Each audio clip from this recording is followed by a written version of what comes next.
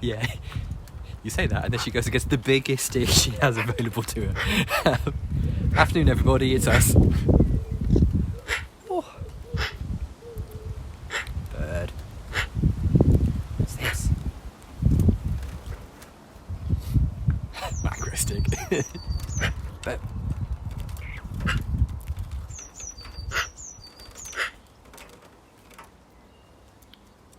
well, she'll either make it fit, or she'll make it suitable for the difficult stick game.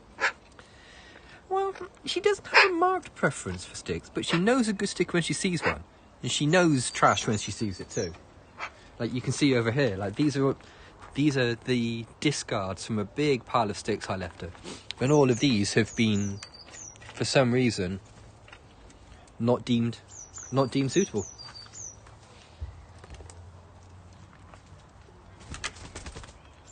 Come on. It seems like at the moment she's going through a big stick phase, but in an hour's time it could quite easily be the tiniest sticks available. She does have a really strong aesthetic, yeah. Ahoy hoy!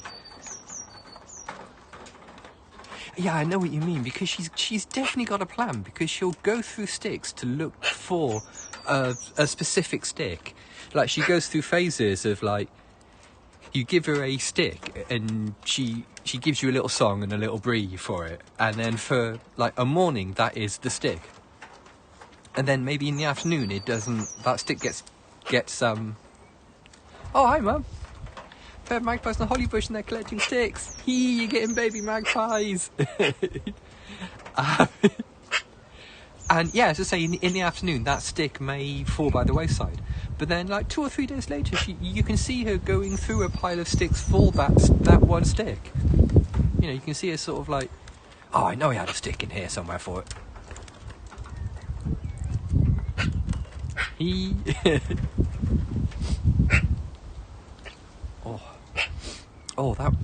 It's not quite as warm as I thought it was going to be out here.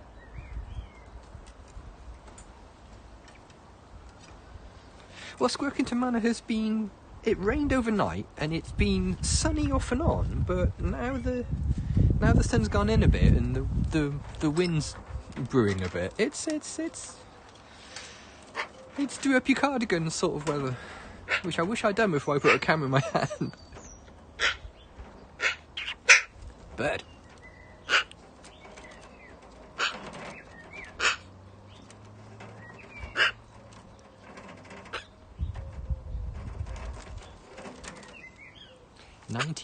Let's have a look. Let me check the watch. The watch things. Well, the watch says it's 15 degrees, but I'm inclined to argue with that. It seems colder than that. Oh no, they're chucking the sticks away as well. They're choosing. They're not just like mass grabbing sticks. Oh, you've definitely got magpie setting up somewhere, Mum.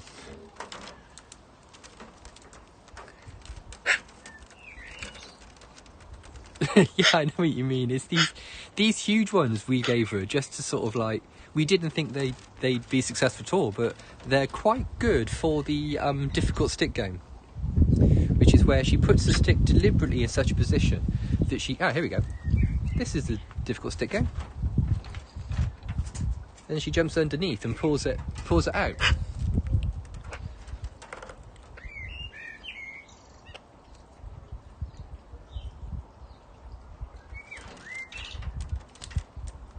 It's weird as well, because she placed those 2 sticks really carefully.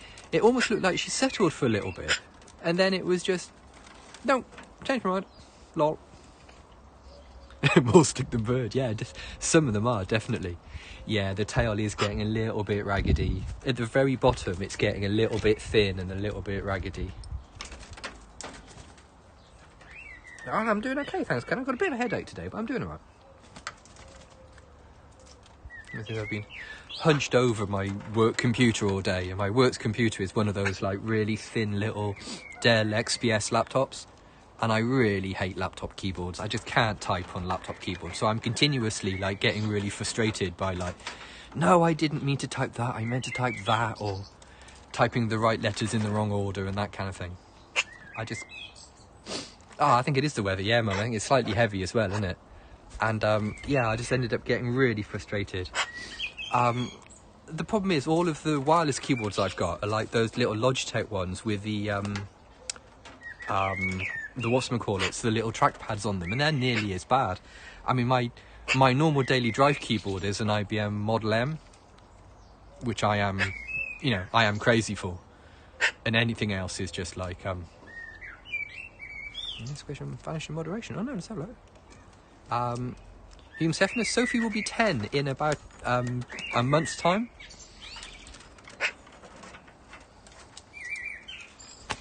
Oh, bird. Come on, buddy. Look, that stick's not normal, bird. Come on. I like what she's worked out as well, that when she's got the really big sticks, she has to jump from this perch outwards onto this perch because the stick's too big to go through that gap. Yeah, some laptop keyboards I've been able to live with, but the one on the XPS, on those little slimline XPSs, is just, I think it's terrible. I know loads of people really like it. It's won awards for its keyboard, but I can't stand the thing. I think we are going to have like a little party for the Jubilee. That's really difficult to say. Birthday. Yeah, I think what we'll do is I'll have a proper look at like the RSPB guides in a few evenings' time, sort of thing, and find out exactly when it's plausible, the most plausible date that Sophie could have hatched, and we'll declare that the Jubilee. I can't say Good afternoon. I just can't say Jubilee with a brie on the end. My brain sort of like gets stuck midway through it. Big bag of popcorn, yeah, little bag of popcorn. Popcorn's all round, I think. Jubil brie. I can't talk. Come on, you've been watching these things for long enough now. You must know that I can't talk properly.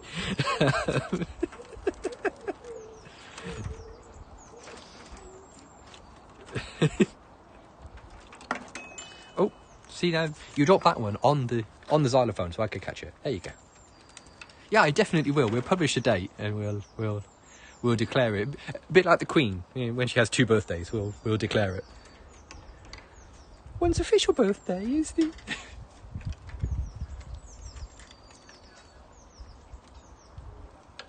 Right then, bird, because it's in the afternoon, it's tea time. Let's have a look how much you ate today. Oh, you've eaten okay. That's your leftover bits there.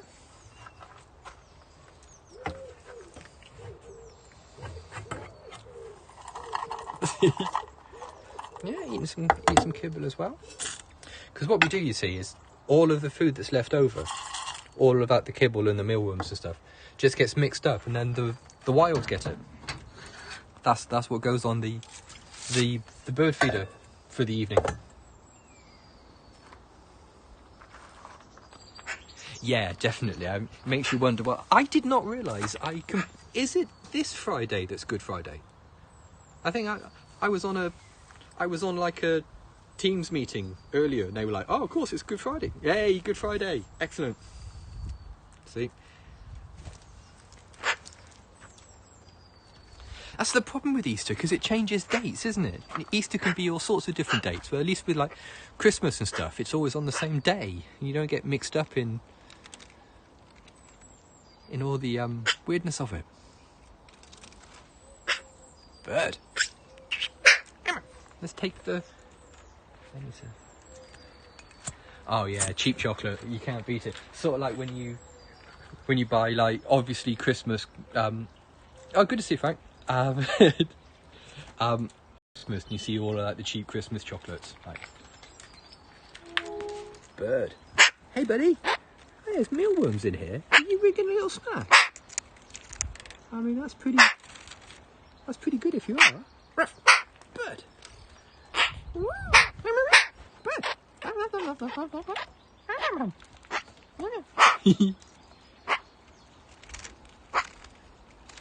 Sophie, with this tail. Get off my tail, weirdo. Oh, something serious business. The mud's going really nicely, actually. She's ground herself a little hole in the bottom of it, which she does every year. Fluff. She doesn't mind the touching the tail. It's the smoothing the tail off. It's like it's me like zipping her feathers back together again. That I think she finds distracting, because you've got to sort of like ever so slightly, not pull on them, but you've got to sort of like apply a bit of friction to make them go. Oh, thank you. Bird,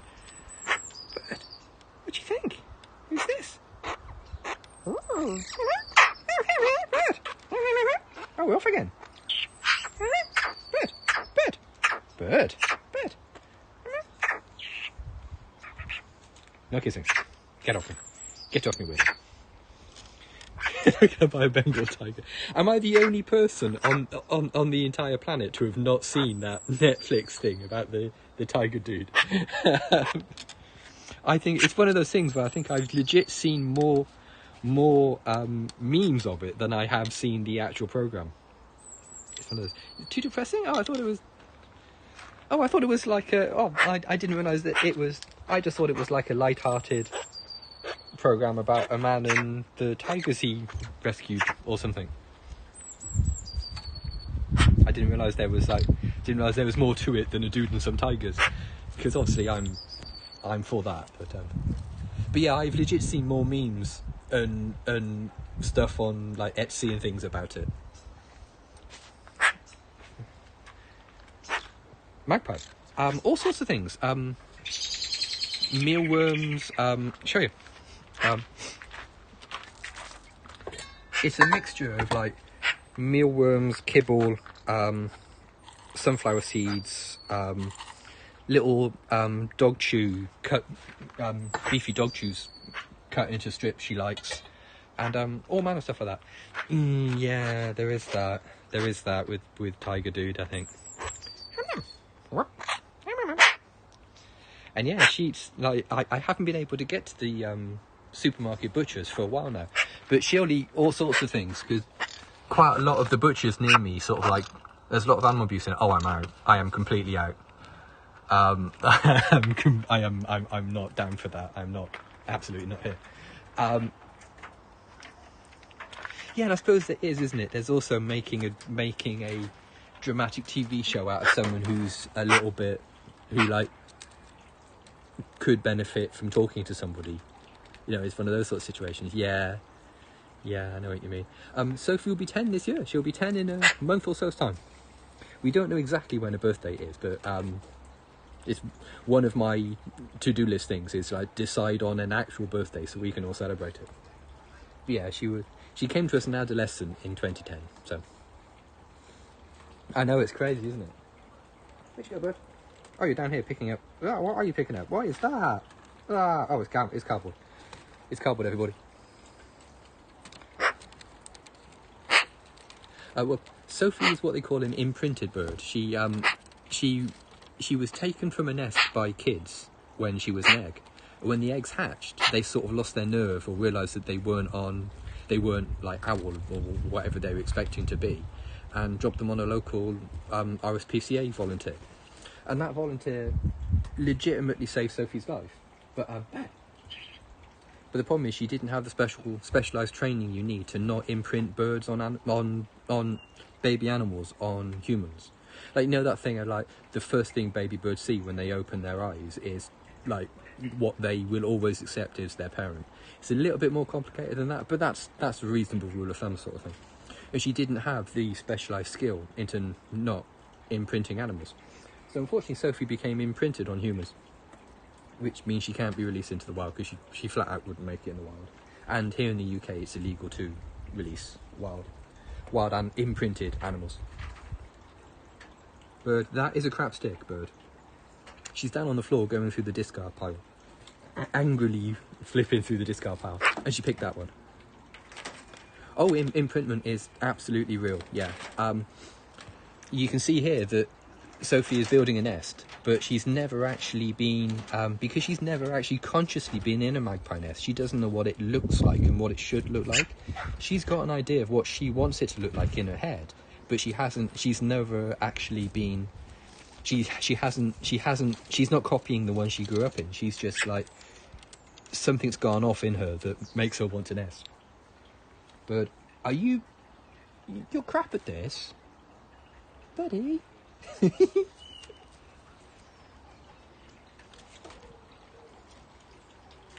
But come here. Stop being a weirdo.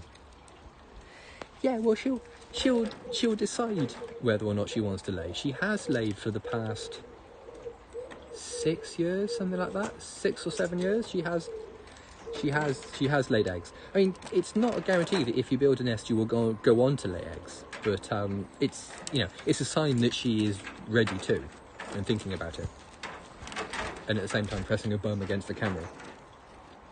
But yeah, see, that stick was crap. I know, right?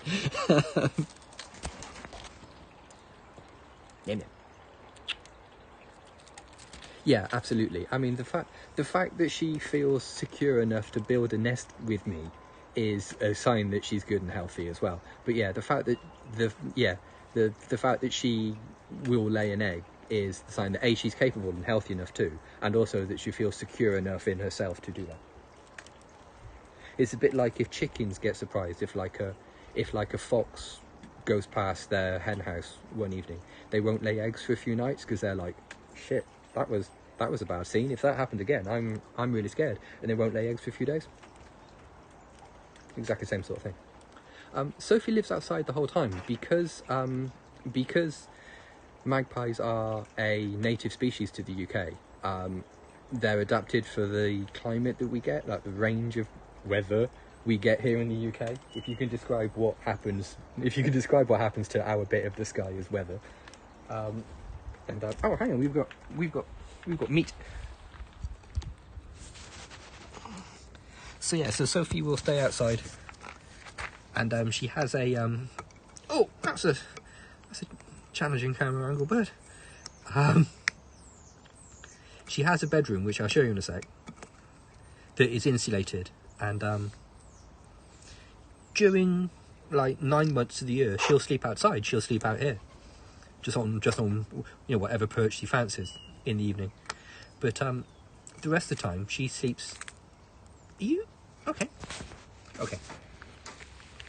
The rest of the time she'll oh, the Bringo. You don't play Bringo with the minis, do you? She'll sleep in here, and this is her bedroom.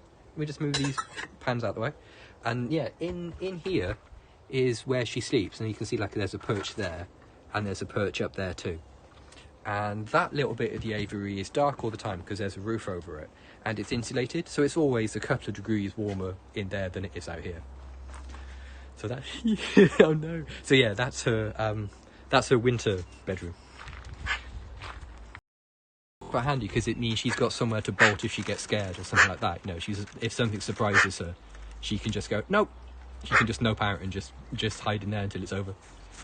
Which she very rarely does now. She did when she first moved in, but it takes a lot to scare Sophie now. Like foxes walk through our garden quite often and she doesn't bat an eyelid.